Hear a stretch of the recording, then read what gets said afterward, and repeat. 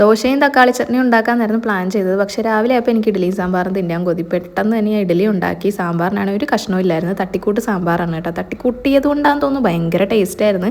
നല്ല രീതിക്ക് ആസ്വദിച്ചാണ് കഴിച്ചത്. ഷിനാജിന് സാമ്പാറിനോട് വലിയ താല്പര്യം ഇല്ലാത്തതുകൊണ്ട് 2 ബുൾസി അടിച്ച് കൊടുത്ത്.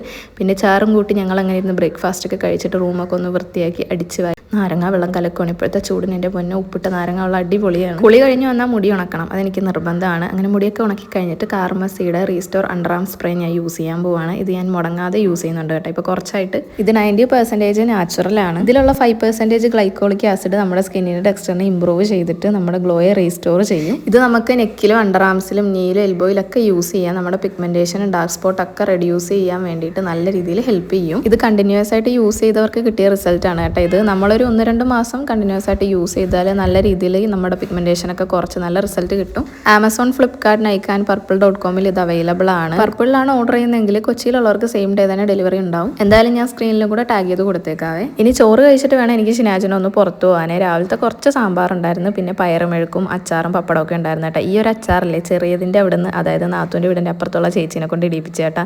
നാത്തൂൻ്റെ വീട്ടിലുണ്ടായ മാങ്ങയാണ്, അടിപൊളി അച്ചാറാണ്.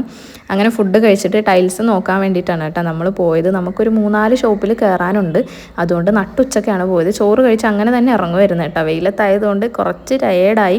ഒരു കടയിലല്ല നമ്മൾ പോയത്, ഞാൻ പറഞ്ഞല്ലോ 3-4 ഷോപ്പിൽ കയറിയിട്ട് എവിടെയാണോ റേറ്റ് കുറവ് നമുക്ക് തോന്നിയത് അവിടെ നിന്ന് എടുക്കാമെന്നുള്ളൊരു തീരുമാനത്തിലാണ് പോയത്. അങ്ങനെ നമുക്ക് നോക്കി ഇഷ്ടപ്പെട്ട മോഡൽസൊക്കെ എടുത്ത് വെച്ചിട്ട് പിന്നെ നേരെ ഫവാസിൻ്റെ കടയിലേക്കാട്ടാണ് പോയത്.